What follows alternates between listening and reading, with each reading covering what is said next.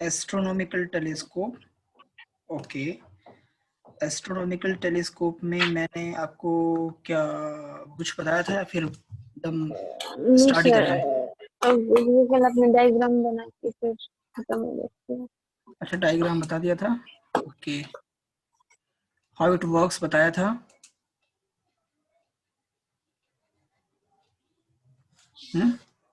Microscope का just opposite होता है। माइक्रोस्कोप में क्या होता है कि जो आई पीस है वो छोटा होता है, सॉरी बड़ा होता है, और ऑब्जेक्टिव छोटा होता है।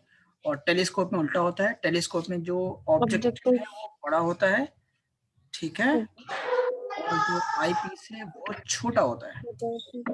ऑब्जेक्टिव रेजोल्यूशन है, ये कुछ ऐसा होता है, ठीक है। ये आपका ऑब्जेक्टिव है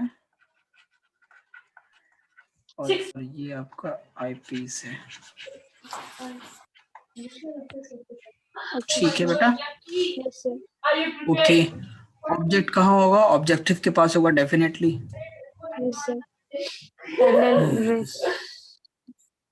हाँ, दो रेज हमें लेनी होती है। अच्छा, एक चीज और है, टेलीस्कोप के अंदर जो ऑब्जेक्ट होता है वो जनरली बहुत दूर होता है। उस दूर ऑब्जेक्ट को बहुत पास लेकर आते हैं ना, तो दूर ऑब्जेक्ट मतलब कि इन्फिनिटी पे ऑब्जेक्ट समझ लो कि, है ना। तो इन्फिनिटी से आने वाली रेज कैसी होगी? पैरेलल रेज होंगी। और पैरेलल रेज क्या, हाँ, पैरेलल रेज जो होती हैं वो कन्वर्ज हो जाती हैं,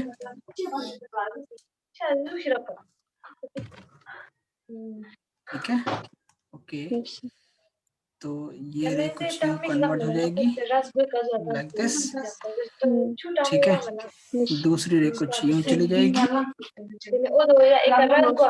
माइक बंद कर लो please, I beg you, please mike बंद कर लो। Thank you very much, you are very good girl. तो ये ऑब्जेक्ट है, ओके।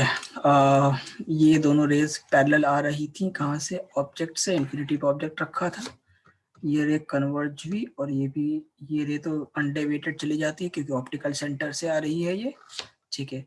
ये रे जाके यहाँ पे कन्वर्ज होती है, यहाँ पे दोनों मिलती हैं, तो यहाँ पे क्या बनती है? इसकी इमेज बनती है, ठीक है। और इसके बाद फिर ये रेस कन्वर्ज हो जाएंगी, ये रे कुछ यूं कन्वर्ज हो जाएगी, ये रे कुछ यूं कन्वर्ज हो जाएगी लाइक दिस, और ये दोनों रेस कहीं पीछे जाके यहाँ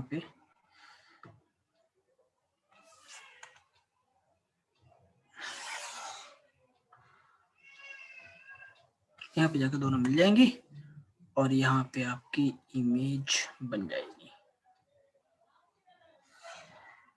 यहाँ पे आपकी इमेज बन जाएगी। This is how image is formed in a astronomical telescope.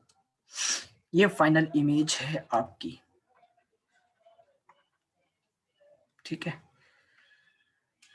जब इन्फिनिटी पे ऑब्जेक्ट होता है तो हमें पता है कि कॉन्वेक्स लेंस में जो इमेज बनती है वो कहाँ बनती है? फोकस पे बनती है, ठीक है। तो ये जो लेंथ आपको दिख रहा है यहाँ से लेके यहाँ तक,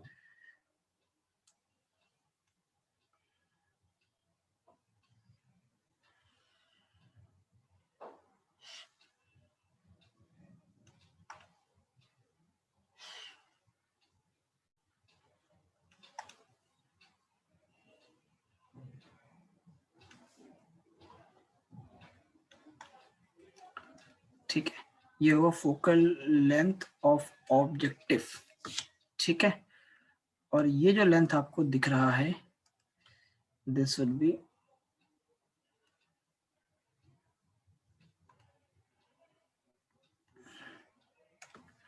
focal length of eyepiece, ठीक है। ऑब्जेक्ट का जो डिस्टेंस है वो कहाँ? इन्फिनिटी है, और ये आपकी इमेज डिस्टेंस है जिसको लीस्ट डिस्टेंस ऑफ डिस्ट्रीब्यूशन भी कहते हैं, ठीक है भाई। ओके, ये, हाँ, ये एंगल्स हम छोटे छोटे मान लेते हैं। ये एक एंगल है आपका, मान लो कुछ भी अल्फा मान लो, ठीक है, जब ये अल्फा होगा तो डेफिनेटली ये भी अल्फा होगा। ठीक है, कोई दिक्कत तो नहीं है। ओके, जो इमेज बन रही है मान लो ये ए भी मान लो, तो ए डैश बी डैश है।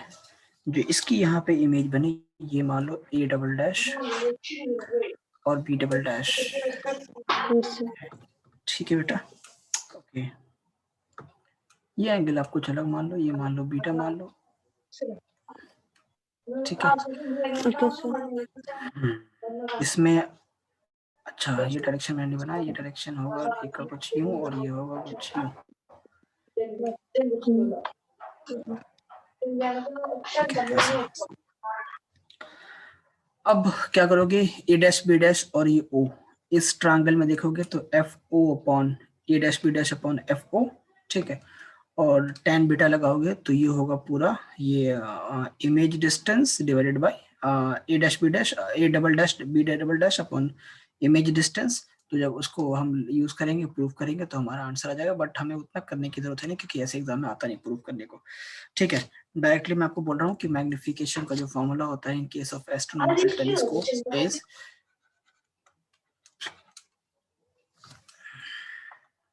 H I upon H O होता है ना।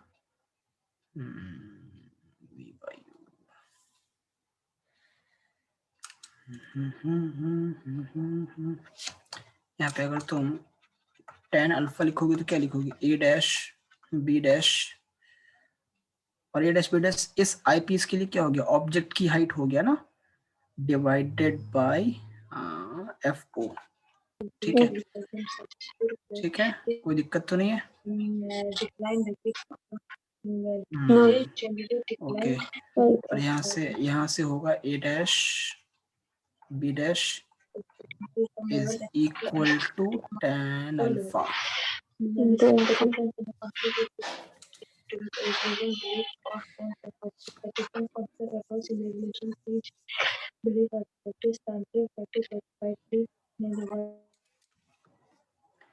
तो if not into tan alpha इसको रहने दो, ये रहने दो। और यहाँ से tan बीटा क्या लिखोगे, tan beta is equal to B by क्या है, tan बीटा इज आपका ये t upon height of image, यानी कि A P by B, P A dash B dash sorry A double dash P double dash upon क्या क्या क्या क्या क्या डिस्टेंस ऑफ द इमेज। ठीक है, इस डिस्टेंस को मैं चाहूँ तो लीस्ट डिस्टेंस ऑफ डिस्टिंग्विजन कह देता हूँ। ठीक है, तो tan अल्फा और tan बीटा आ गया। मैग्निफिकेशन का फॉर्मूला क्या होता है, मैग्निफिकेशन का फॉर्मूला होता है, क्या कर रहा हूँ मैं, मैग्निफिकेशन का फॉर्मूला होता है height of image upon height of object. Height of image क्या है, A double dash B double dash upon height of object क्या है, ए डैश बी डैश। ठीक है, तो magnification comes out to be beta upon alpha और ये आएगा आपका h upon F E into कौन सा ट्रायंगल है भाई, एक मिनट, ये ट्रायंगल इसमें एक को ये ट्रायंगल हो गया और एक ये ट्रायंगल ले सकते हो ना, ये आप ये ट्रायंगल ले सकते हो। देखो इसमें ये ट्रायंगल मतलब ये ट्रायंगल हो, ये जैसे अगर ये हाइट ऑफ ऑब्जेक्ट है तो ये भी हाइट ऑफ ऑब्जेक्ट हो जाएगा, है ना, तो इसमें भी यही हो जाएगा, ये मतलब तो ये तुम्हारा हो जाएगा हाई P by B, P by B, P P P कितना है एंगल के सामने एच ओ अपॉन बी कितना है बी एफ ई। ठीक है, height of object upon height of image.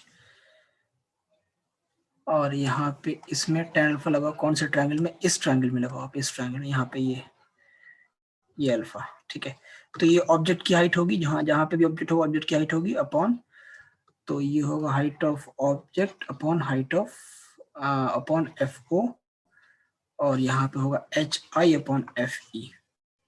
ठीक है, तो मैग्निफिकेशन का फॉर्मूला होगा, मैग्निफिकेशन होता है height of image upon height of object, तो मैग्निफिकेशन इक्वल टू होगा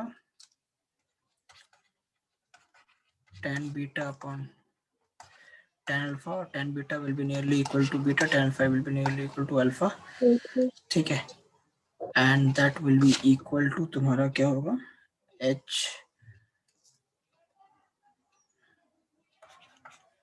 upon fe into fo upon h cancel हुआ, तो ये होगा fo upon fe, ये होगा मैग्निफिकेशन ऑफ अ टेलीस्कोप, ठीक है। हालांकि ये प्रूफ करने को आता नहीं है, तुम अगर इसमें और पेज में नहीं पढ़ना चाहो तो डायरेक्टली बस खाली आप बस ये याद करो, फॉर्मूला ऑफ मैग्निफिकेशन, आपको उतना प्रूफ करने की जरूरत नहीं, डायरेक्टली बस ये याद रखो। एस्ट्रोनॉमिकल टेलीस्कोप में खाली आएगा तो डायग्राम बनाने को आता है और फिर तुम्हें वो मैग्निफिकेशन निकालने को आता है, इसमें और कुछ खास प्रूफ करने को आता नहीं है। अगर मैं चाहूँ तो मिटा दूं तब भी तुम्हारे लिए कोई दिक्कत की बात नहीं है, तुम परेशान होने की बिल्कुल भी जरूरत नहीं है, you are all good, directly सिर्फ आप फॉर्मूला याद रखो। इसमें एक और बात तुमको बतानी थी, आपने क्लास 10 में पढ़ा था scattering of light, dispersion of light, atmospheric refraction, rainbow formation पढ़ा था क्लास 10 में, ये सब चीजें याद है आपको? है? देखो मैं 10th के जो टॉपिक से आपके इमेज फॉर्मेशन, देखो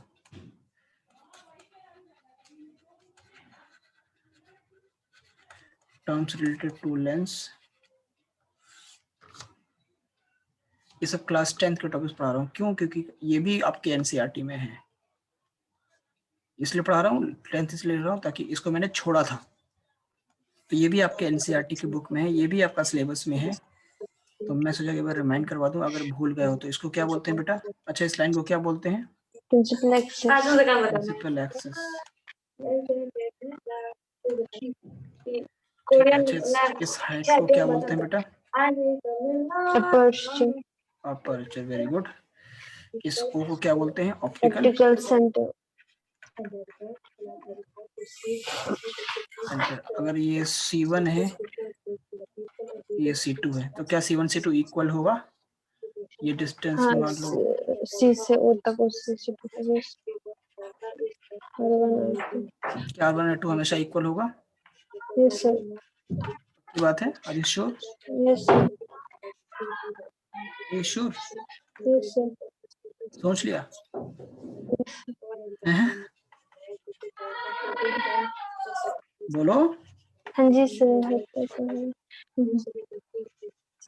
मतलब कोई लेंस ऐसा नहीं होगा जिसमें C1 C2 इक्वल ना हो, जिसमें R1 R2 इक्वल ना हो, यानी कि लेंस में ऐसा नहीं बना सकता हूँ, एक कुछ यूं और एक यूं, ये लेंस नहीं हो सकता, कैसे? एक ऐसा और एक ऐसा लेंस हो सकता, नहीं हो सकता? ऐसा होता है ये सर? हाँ। तो इसमें ये तो प्लेन हो गया और ये तो स्फेरिकल हो गया, तो अब C1 C2 इक्वल कहाँ होगा? अब नहीं होगा। तो फिर ऑलवेज इक्वल नहीं होता है ना, मे बी और may not be. R1 and R2 मे और मे नॉट बी इक्वल हो भी सकता है, नहीं भी हो सकता है, ठीक है बेटा? okay. ये पॉइंट क्या कहलाता है? F1 और F2, ये क्या कहलाता है? फोकल लेंथ कहलाता है, आर यू श्योर? मतलब ये फोकस है ना सर, ये फोकस है, फोकस है ना, और इनके डिस्टेंसेस को F1 small f1 and small f2, ये स्मॉल f1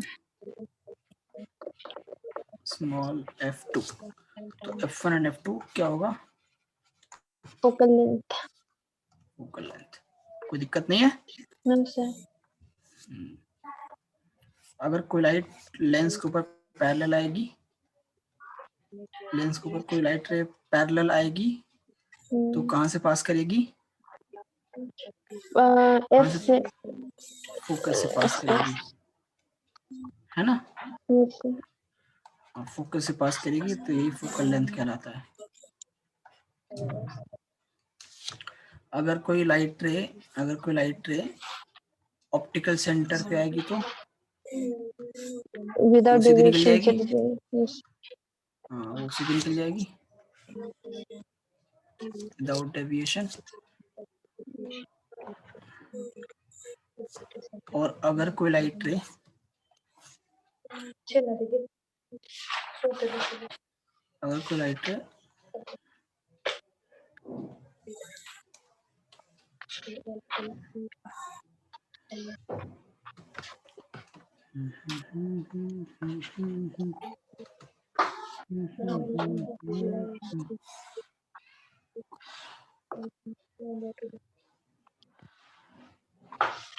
फोकस पे जाने चाहती है तो क्या होगा? ये सीधे निकल जाएगी। अगर कोई लाइटर फोकस पे स्ट्राइक करना चाहती है तो ये सीधे निकल जाएगी, तो ये पैरेलल चली जाएगी। ठीक है, ये 3 केसेस थे कॉनकेव के, कॉन्वेक्स के सॉरी। अगर मैं कॉनकेव की बात करूंगा तो कॉनकेव में ये आपका प्रिंसिपल एक्सिस है। अगर कोई light parallel to principal axis आएगी तो क्या हो जाएगी? डाइवर्ज जाती है और फिर पीछे एफ पे बनती है ऑब्जेक्ट के उसमें। ये आपका फोकस कहलाता है, इसीलिए कॉनकेव का फोकल लेंथ नेगेटिव होता है, क्योंकि देखो लेफ्ट साइड में है ये, है ना, ये आपका फोकल लेंथ है, focal length of concave lens. Parallel आएगी तो ऐसा होगा। और अगर लाइट रे पैरेलल नहीं आएगी और मान लेते हैं फोकस पे आने चाहती है, तब कैसा होगा? या फिर मान लो ऑप्टिकल सेंटर पे आना चाहती है,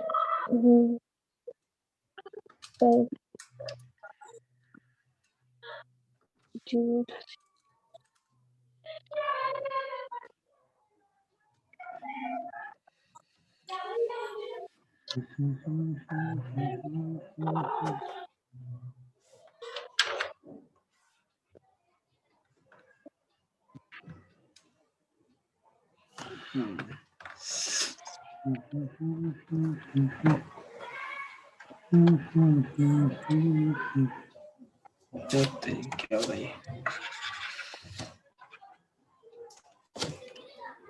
लाइट फोकस करना चाहती है ना, मैं क्या कर रहा हूँ।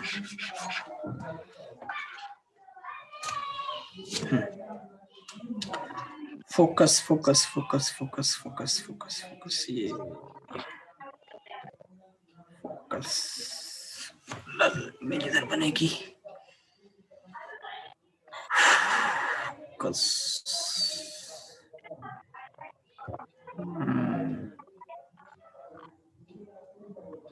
इससे आके पैरेलल चली जाएगी।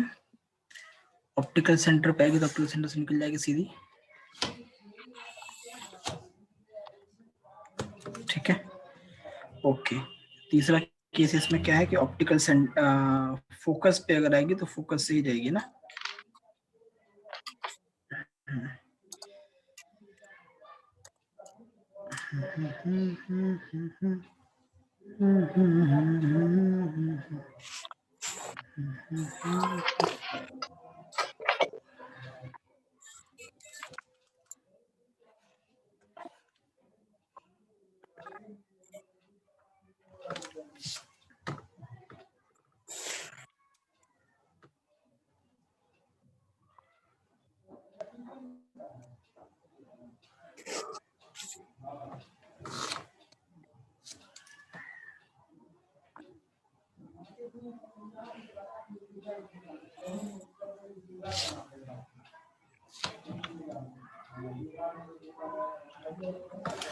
लाइटर को फोकस पे लाना है ना, सॉरी मैं तो लाइटर को फोकस पे लेकर आओ। फोकस पे मैं किस साइड से फोकस पे डालूं?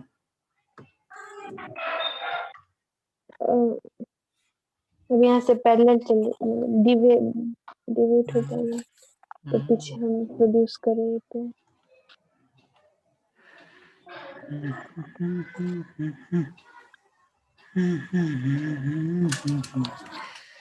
इधर नहीं होगा, ये होगा तुम्हारा इधर। Sorry what I did. Okay, ये ऐसी चली जाएगी पैरेलल। ठीक है, और ये रे आके मिलेगी फोकस पे। तो फिर इसको ऐसे कर सकता हूँ कि इसको यहाँ से ज्वाइन कर लो,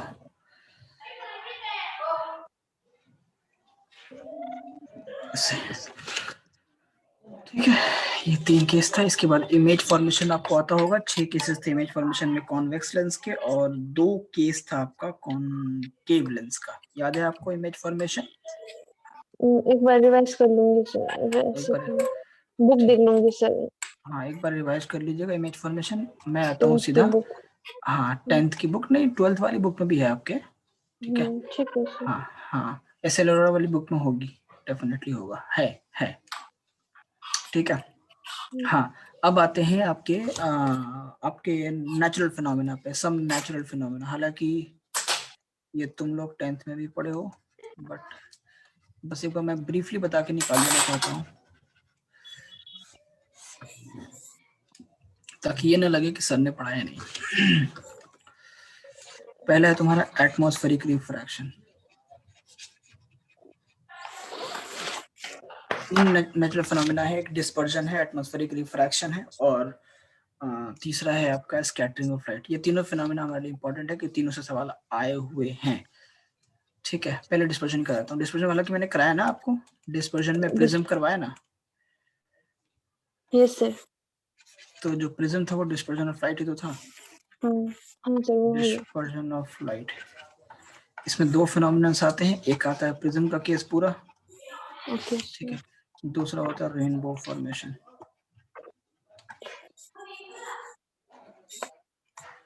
और रेनबो में भी 2 तरह के रेनबो होते हैं, एक प्राइमरी रेनबो, एक सेकेंडरी रेनबो, जिसमें एक में 7 कलर दिखता है, इसमें बहुत सारे मिक्स कलर्स दिखते हैं।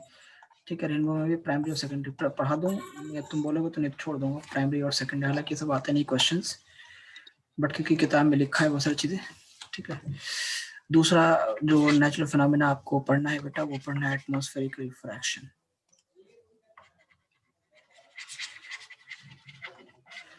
एटमॉस्फेरिक रिफ्रैक्शन, एटमॉस्फेरिक रिफ्रैक्शन में कई सारे केसेस देखने हैं आपको। पहले है आपको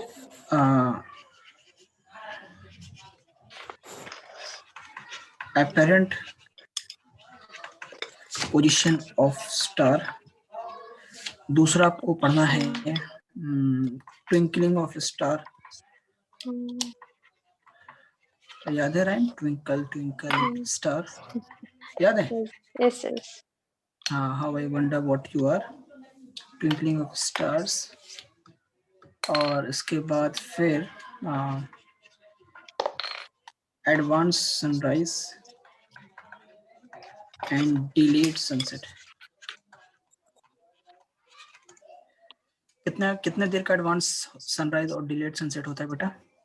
कुछ 2 हाँ कुछ कितना कुछ, कितनी देर के लिए सर, कुछ 2 मिनट एडवांस? होता है कि कुछ हाँ, होता है? कुछ क्या, व्हाट डू मीन बाय कुछ? Sir, exactly 2 I am minutes. Not sure ना सर, 2 मिनट्स कुछ why are you 2 not sure? Minutes. You must be sure. Okay sir, 2 minutes. छोटे भाई बहन है तुम्हारे? यस सर, बहन है कौन सी सर। क्लास में? बहन है, कौन सी क्लास में? 8th सर, अभी 8th क्लास 8th में। में।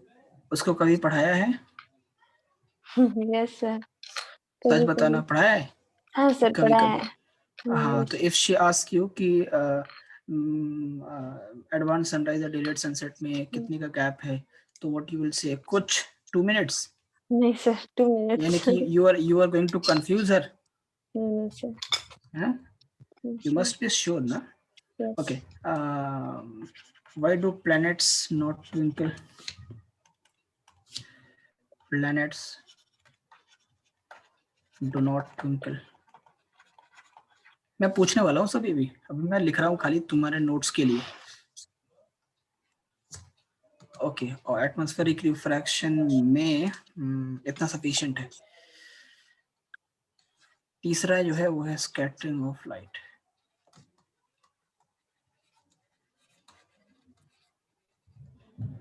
स्कैटरिंग ऑफ लाइट में कौन कौन से फिनोमेना पढ़ने बेटा? स्कैटरिंग ऑफ लाइट में सबसे पहले आपको पढ़ना है टेंडल इफेक्ट के बारे में। नाम सुना Tyndall effect? Sir, Tyndall effect, yes sir. हाँ, सुना होगा। 8वीं 9वीं 10वीं 11वीं 12वीं हर क्लास में सुना होगा टेंडल इफेक्ट। ओके, और reddish appearance reddish appearance of sun during sunrise and sunset. Reddish appearance of sun during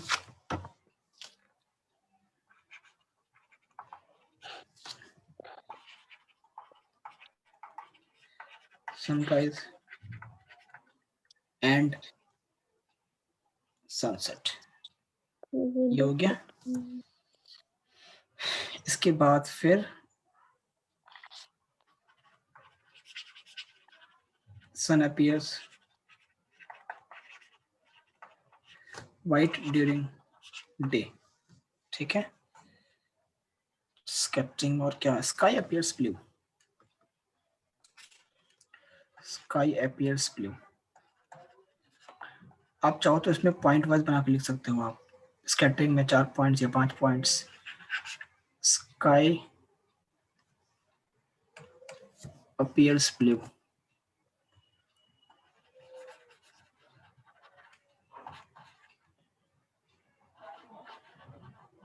क्यों होता है बेटा स्काई ब्लू क्यों दिखता है? Do you know this? Blue light सबसे ज्यादा शॉर्ट वेवलेंथ होती है ना, तो क्या क्या क्या क्या क्या ब्लू? जो विबग्योर में भी ब्लू है सर. हाँ विबग्योर में ब्लू है, विबग्योर में तो वॉयलेट भी है. वायलेट वो सब बहुत ज्यादा शॉर्ट है ना सर, तो वायलेट वगैरह पहुंचते नहीं है मेरे इस तक. वॉयलेट क्या नहीं पहुंचते? हाँ हाँ यस सर, क्यों नहीं पहुंचते वॉयलेट? तो बहुत ज्यादा शॉर्ट वेवलेंथ बहुत मतलब ज्यादा शॉर्टर वेव. हाँ हाँ अच्छा अच्छा ओके ओके. विबग्योर में ना ये VIBGYOR लॉन्गेस्ट वेवलेंथ किसका है? रेड. रेड का. शॉर्टेस्ट वेवलेंथ किसका है? वायलेट. अब आंसर देना, अब आंसर दो. Why do the sky appears blue?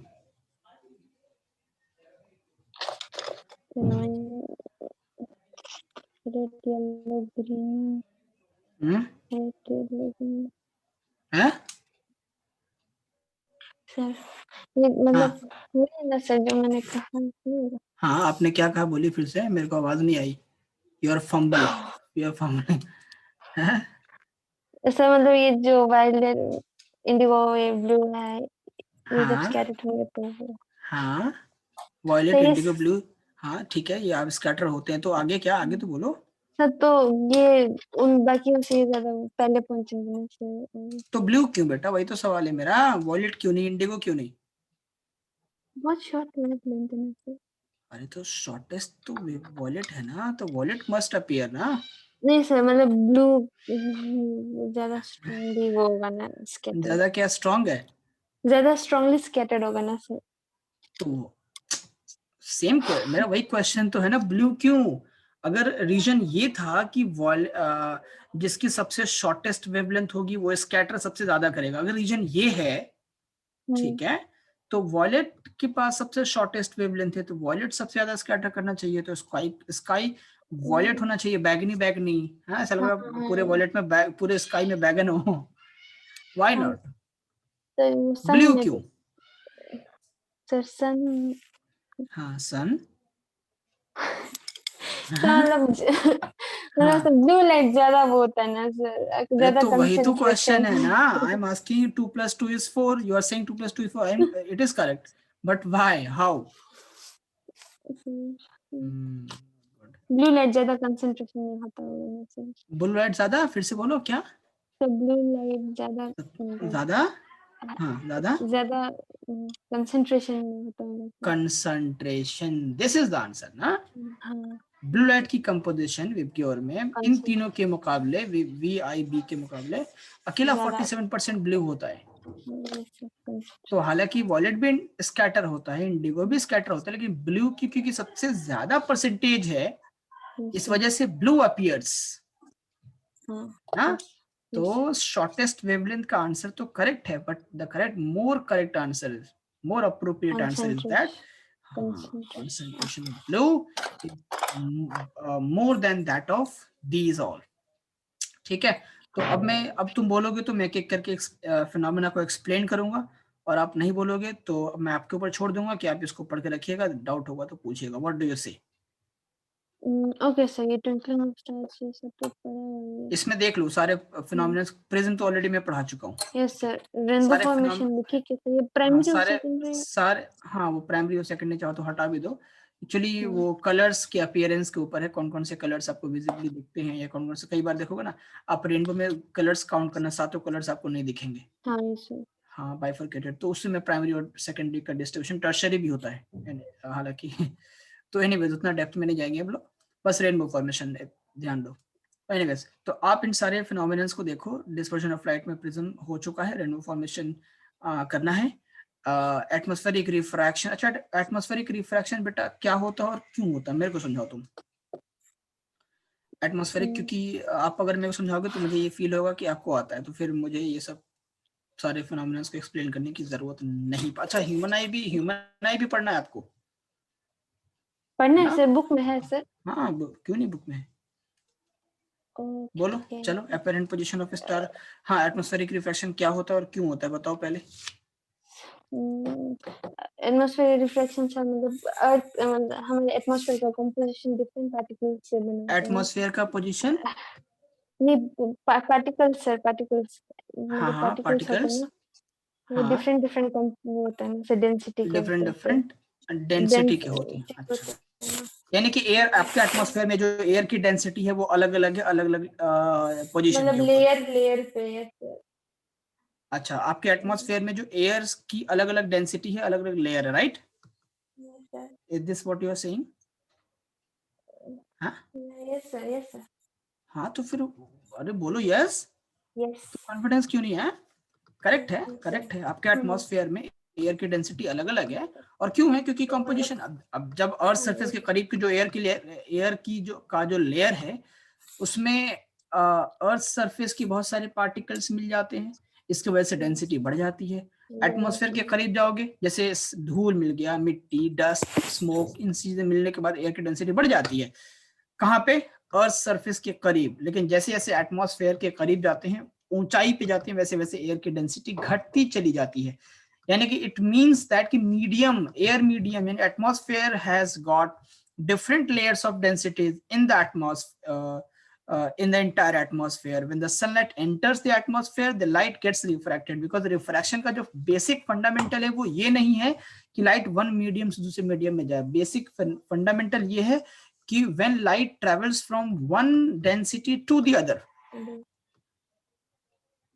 then light gets refracted, है ना? तो एयर में ही अलग अलग लेयर ऑफ डेंसिटी हो गया तो लाइट रिफ्रैक्ट करेगी, और रिफ्रैक्ट करेगी तो इसी फिनोमेना को एटमॉस्फेरिक रिफ्रैक्शन कहते हैं, क्योंकि एटमॉस्फेयर में रिफ्रैक्शन हो रहा है। ठीक है, हाँ, which causes apparent position of star, which causes twinkling of a star, which causes advanced sunrise and delayed sunset.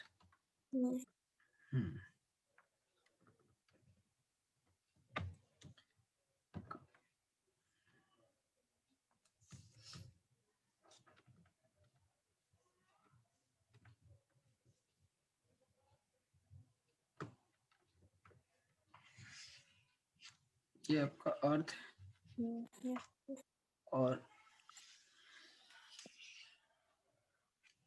ये आपका अर्थ एटमॉस्फेयर है। ठीक है, सॉरी,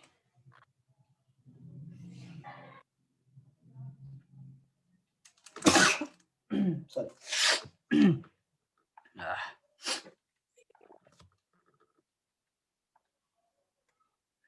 इसको हाथ से कर दो स्केच।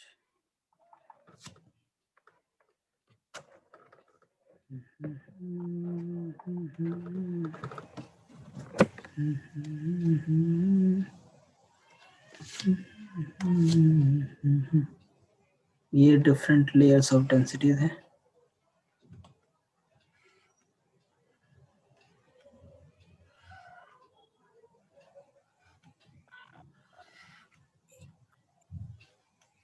ठीक है, जब सनलाइट आती है कहीं से भी, स्टार से भी आए, कहीं से भी आए, लाइक दिस, थोड़ा सा और नीचे से बनाऊं, यहाँ से लाइक दिस,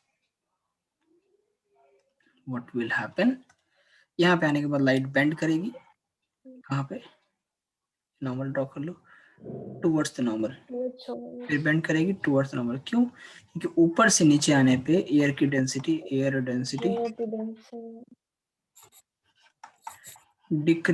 सॉरी इंक्रीजेस, है ना, इसलिए rare to denser bar bar,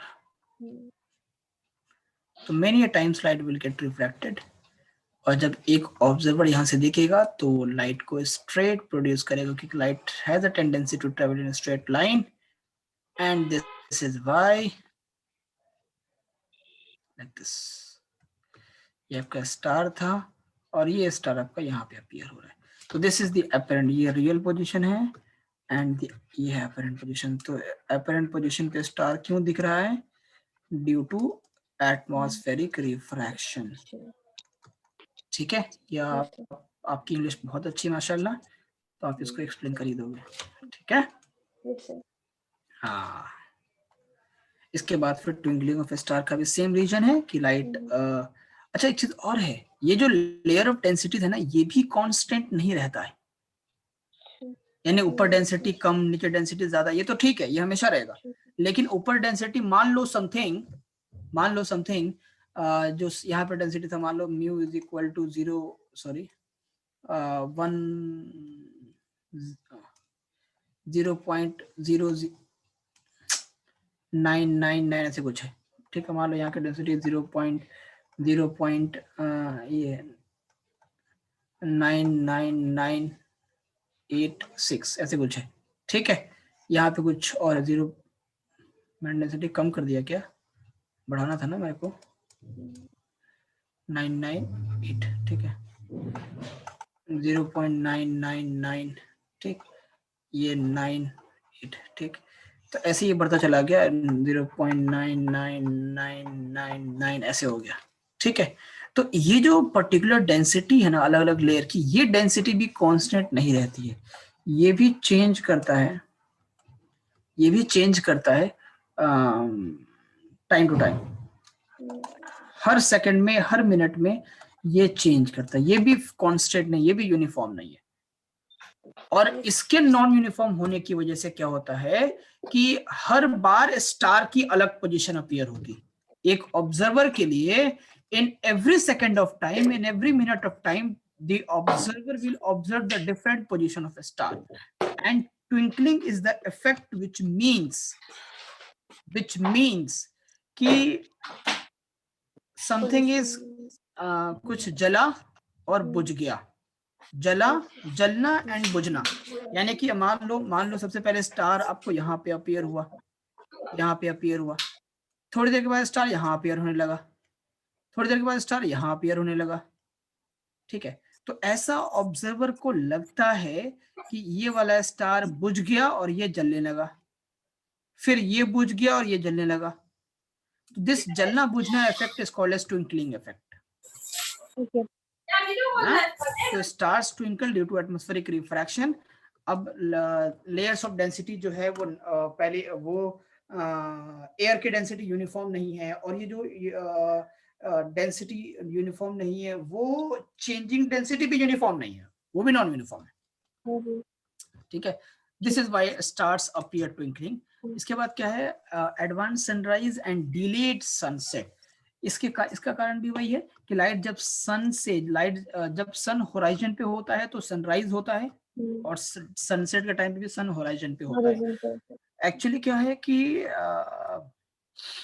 sunrise और सनसेट तो साइंटिफिकली होता ही नहीं, तो हमें पता है ना, हम साइंस के स्टूडेंट हैं। yes, तो हाँ, ये जो सनराइज और सनसेट के कॉन्सेप्ट है आपके ह्यूमैनिटीज वाले ज्योग्राफी का, वो कॉन्सेप्ट ये है कि लाइट जब अर्थ की होराइजन से सन ऊपर आता है तो सनराइज हो जाता है, जो हमको दिखने लगता है, और होराइजन से नीचे चला गया तो सनसेट हो गया, राइट। तो अर्थ अभी होराइजन के नीचे ही है सन, लाइट जब अर्थ पे पहुंचती है वो भी कई बार रिफ्रैक्ट होके पहुंचती है, फिर ऑब्जर्वर उसका स्ट्रेट वे प्रोड्यूस करता है, फिर उसको सन की डिफरेंट पोजीशन पे स्टार दिखता है, ठीक है। yes, sir. तो that is called as advance sunrise and same happens in case of daylight, sunset. Okay, atmospheric okay. refraction. Planets do not twinkle. ये क्यों होता है Yes, बेटा? sir. ये सर क्यों? एक तो सर वो काफी like बड़े होते सर, हाँ, दो कारण ये कि साइज में प्लैनेट्स बहुत करीब है करीब है ना? और उनके वो भी तो नहीं होता सर, अपना खुद की लाइट नहीं रोशनी। होता ना। हाँ। अच्छा, दुनिया में कितनी चीजें हैं जिसकी खुद के पास लाइट है? सन, स्टार्स। सन भी तो स्टार है। सन से स्टार है सर। हाँ? Yes sir. हाँ, तो ल्यूमिनस सिर्फ वही है, नेचुरल ल्यूमिनस सिर्फ सन ही है, यानी सिर्फ स्टार ही है, या कोई और भी चीज है? No sir. हाँ, कौन सा चीज और? सन तो है, ठीक है, सन स्टार एक ही कैटेगरी में आ गया ना बेटा? हाँ ठीक है, मैं मान चुका हूँ, उसके अलावा बोलो। और तो नहीं होता सर, किसका होता है? और कोई नेचुरल ल्यूमिनस है ही नहीं? Are you sure? फायर। क्या फायर नेचुरल ल्यूमिनस है? सर हम नहीं सर, नेचुरल तो फिर क्या है सर? फायर। नेचुरल का मतलब ये है कि जो ऑन ऑफ नहीं हो सकता, जल रहा है तो जल रहा है। हाँ, मतलब खुद की उसमें कोई फ्यूल फायर तो हाँ correct, fire fly. Natural luminous का मतलब ये है कि जिसको कोई फ्यूल की जरूरत नहीं। सन के पास कौन सा फ्यूल है बेटा? कौन से फ्यूल हम डालते हैं? पेट्रोल डालते हैं, इतना महंगा पेट्रोल हो गया है ना? तो सन को पेट्रोल हम देते हैं क्या कि वो जलने के लिए? नहीं देते ना, उसके पास इनबिल्ट है। हालांकि फ्यूल है लेकिन वो नेचुरल है। हाँ, ऐसा फ्यूल हमारे पास होता तो जरूरत नहीं पड़ती गाड़ी में पेट्रोल डलवाने की, है ना? हाँ, फायर फ्लाई दूसरा है, फायर फ्लाई। अब उसकी मैकेनिज्म क्या होती है वो आप जानोगे, वो बायोलॉजी वाला पार्ट है ना? वो आपको जानना चाहिए था और मुझे बताना चाहिए था उसकी मैकेनिज्म क्या होती है। बट फायर फ्लाई के पास नेचुरल लाइट है, ठीक है? उसमें कोई फ्यूल हम नहीं देते हैं, कोई पेट्रोल नहीं पीता फायर फ्लाई, कोई डीजल नहीं पीता वो, है ना? इसके बावजूद उसके पास केमिकली। हाँ जो भी होता है वो आपका पार्ट है, आप जानोगे उसको, ठीक? Anyways, in the third case हाँ, बाकी जो चीजें हैं वो सब नेचुरल ल्यूमिनस नहीं है, वो सब नॉन ल्यूमिनस है या फिर आर्टिफिशियल ल्यूमिनस है ना? हाँ, ओके। अच्छा, स्कैटरिंग ऑफ लाइट में टिंडल इफेक्ट क्या होता है? लाइट जब आपके एटमॉस्फेयर में एंटर करती है तो एटमॉस्फेरिक पार्टिकल्स से लाइट स्कैटर होती है। स्कैटर का मतलब है spreading of light in all directions. Spreading of light in all directions called as scattering of light. Angmo, please wait for a second. I'm just finishing the class in 2 minutes and we'll start yours, right? Wait for 2 minutes. Okay. So what I'm saying is that कि कहाँ scattering, so spreading of light in all directions called as scattering of light, ठीक है? Okay. अब Tyndall effect क्या है? तो light जब atmospheric particles में या फिर सिंपल पार्टिकल्स के थ्रू क्रॉस करती है तो पार्टिकल्स का जो डायमेंशन है, जो साइज है, वो बताएगा कि लाइट की कौन सी फिनोमिना होगी। अच्छा, तुम हाँ, colloidal particles, exactly. Colloidal particle का साइज क्या होता है? 1 नैनोमीटर टू 100 नैनोमीटर। अगर पार्टिकल्स का साइज 1 नैनोमीटर से 100 नैनोमीटर के बीच है तो लाइट स्कैटर करेगी। 1 नैनोमीटर से छोटा है तो लाइट एब्जॉर्ब हो जाती है, और उससे बड़ा है तो लाइट रिफ्लेक्ट हो जाता है। 100 से बड़ा होगा तो रिफ्लेक्ट हो जाएगा, ठीक है? तो scattering of light is possible only when the size of the particles is between 1 to 100 nanometer, and in our atmosphere majority particles are of that range only, 1 to 100 nanometer, isn't it? Okay. हाँ, तो light जब उन particles से cross करती है तो light हर direction में scatter हो जाती है। ओके, और इस स्कैटरिंग की वजह से लाइट का पाथ विजिबल होता है। जो जनरली आपने एक्सपेरिमेंट में देखा होगा, चॉक पाउडर से लाइट पास कराओ तो चॉक पाउडर का सॉल्यूशन दिखने लगता है, ठीक है? कोई भी अगर कोलाइडल सॉल्यूशन होगा तो आपको लाइट का पाथ विजिबल होगा, that is called as Tyndall effect. जो नेचुरल टिंडल इफेक्ट आप देख सकते हो, जैसे आप अगर अपने घर में हो, हाँ, फॉरेस्ट में, या फिर अपने सबसे बेस्ट अपने घर में हो, मॉर्निंग के टाइम पे if you are facing towards the sun, आप सन के फेसिंग में हो, आपका घर है, तो आप अगर सुबह के टाइम को खिड़की खोलोगे, विंडो ओपन करोगे, तो सनलाइट जब एंटर करती है, या फिर वेंटिलेटर अगर आपके घर में है तो वेंटिलेटर सनलाइट जब एंटर करती है, आप साइड से ऑब्जर्व करोगे तो आपको धूल धूल सा पार्टिकल दिखता है, वो Yes, sir. वो सनलाइट के पाथ में, है ना, और Yes. That is called as Tyndall effect. Tyndall effect. और उस वहां पे लाइट का पाथ विजिबल, ऐसा लगता है कि वो यूं लाइट एकदम सीधी आ रही है और दीवार पे आके फैल गई है, तो लाइट का पाथ एग्जैक्टली विजिबल होता है। लेकिन अभी अभी ये तुम अपने घर में हो, लाइट आपके ट्यूबलाइट जल रहा है या सीएफएल जो भी जल रहा है, तो तुम देखो क्या लाइट का पाथ विजिबल है? नहीं विजिबल है। No. हाँ, लाइट की वजह से बाकी सारी चीजें विजिबल है, बट लाइट का पाथ विजिबल नहीं है ना। Yes, sir. तो टिंडल इफेक्ट यानी कि जब पाथ विजिबल हो। Reddish appearance of sun and during sunrise and sunset क्यों होता है? क्योंकि जब सन से wavelength. हाँ, सन से रेज निकलती है तो बिगर वेवलेंथ की पार्टिकल्स भी आपके Delay हो एटमॉस्फेयर जाती में है है, spectrum और में. छोटे वेवलेंथ के पार्टिकल्स भी आपके एटमॉस्फेयर में है। जो छोटे साइज के पार्टिकल्स होते हैं आपके एटमॉस्फेयर में, वो छोटी वेवलेंथ की लाइट को स्कैटर करते हैं, बड़े साइज के पार्टिकल्स बड़ी वेवलेंथ को स्कैटर करते हैं। आपके एटमॉस्फेयर में छोटे पार्टिकल्स ज्यादा हैं, बड़े पार्टिकल्स कम हैं। जब सनलाइट एंटर होता है एटमॉस्फेयर में, तो छोटे पार्टिकल्स छोटी वेवलेंथ की लाइट को स्कैटर कर देते हैं, तो बचा कौन? बड़ा वेवलेंथ। तो ऑब्जर्वर तक बड़ा वेवलेंथ ही पहुंचता है, यानी कि रेड ही पहुंचता है। तो जब रेड कलर पहुंचेगा ऑब्जर्वर तक, तो सन तो रेड ही दिखेगा ना, सिंपल सी बात है। Yes, sir. है ना? Presence of smaller particles in atmosphere is greater than that of the larger bigger particles, and the smaller particles are supposed to scatter the light of a smaller wavelength, right? Yes. This is why the observers see the sun as red in color. Sky appears blue. ये मैंने बता दिया कि VIBGYOR में जो blue colour का composition है वो वॉयलेट, इंडिगो और ब्लू के अमंग सबसे ज्यादा ब्लू का है 47%। वो शॉर्टर वेवलेंथ का है, इसलिए ब्लू ही ज्यादा दिखता है। इसके बाद क्या है? Sun appears white during the day. During the day क्या होता है कि सन होता है शॉर्टर हाइट पे, है ना, परपेंडिकुलरली अपवर्ड। तो शॉर्टर हाइट पे होगा, तो जब लाइट ऑब्जर्वर तक पहुंचेगी तो सारी लाइट स्कैटर नहीं हो पाएगी, मिक्स्ड होगी। अब जब भी मिक्स्ड लाइट पहुंचेगी तो व्हाइट ही दिखेगा, सिंपल। तो ये सारे फिनोमिनन्स मैंने आपको एक्सप्लेन कर दिया। आपको क्या करना है कि बुक में खोल करके ये सारे फिनोमिनन्स को एक बार स्टडी करना है, क्योंकि इससे एक दो नंबर का सवाल पूछा गया है आपके इसमें एग्जाम में, सब्जेक्टिव क्वेश्चन एक्सप्लेन करने वाला, ठीक है।